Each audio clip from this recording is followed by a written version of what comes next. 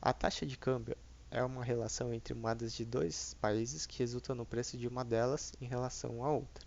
Podemos dividir a taxa de câmbio entre dois tipos. Temos a taxa de câmbio nominal e a taxa de câmbio real.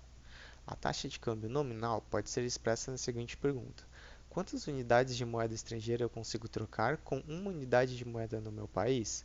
Supondo que o dólar americano esteja cotado a R$ 3, para os americanos, então, a taxa de câmbio nominal seria de R$ 3 por dólar americano.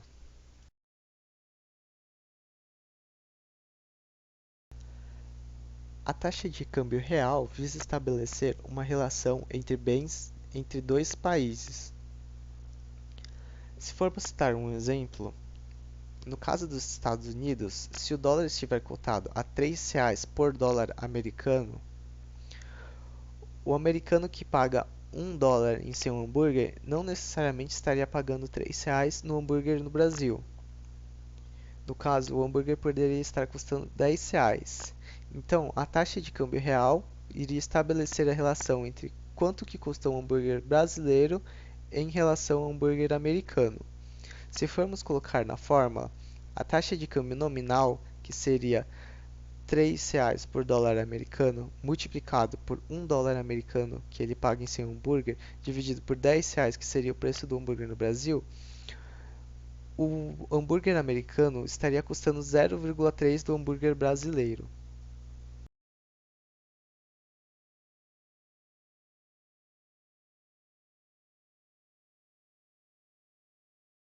Com a desvalorização da moeda nacional em relação à estrangeira, o estrangeiro consegue comprar mais com menos dinheiro em relação ao brasileiro.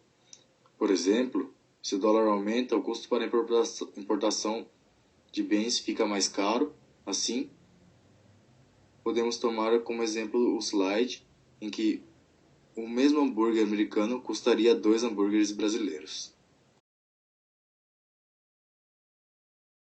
O câmbio no Brasil é flutuante? É uma pergunta que vem à tona a cada intervenção do Banco Central. Bom, o regime cambial tem algumas variações. Pode ser fixo quando há uma taxa de câmbio definida entre dois países e aí não importa a quantidade de moeda estrangeira ofertada em cada uma das nações. O regime cambial pode ser flutuante, com a taxa de câmbio variando de acordo com o mercado, conforme a oferta e a demanda de moeda estrangeira. No câmbio flutuante não existe intervenção do governo ou do Banco Central para controlar a tendência. Tem também o câmbio flexível administrado, que é chamado ou conhecido também como flutuação suja. É quando as taxas de câmbio flutuam de acordo com os fatores da economia real, mas a autoridade monetária da nação pode fazer intervenções pontuais, de curto prazo, para regularizar as oscilações da moeda, mas sem mexer na tendência. E há ainda o regime de bandas cambiais. Neste caso, o câmbio flutua numa faixa de valores, dentro de limites definidos de cotação máxima e também de cotação mínima. Acompanhe o Direto da Bolsa pelo Facebook e pelo YouTube. Até a próxima!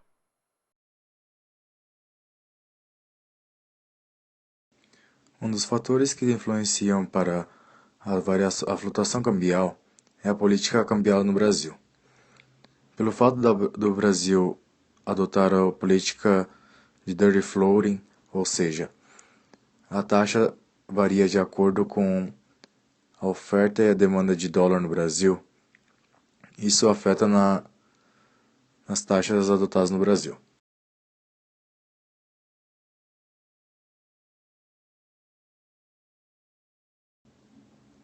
O mercado reagia bem quando as pesquisas demonstravam que Aécio Neves teria chance de ganhar a eleição.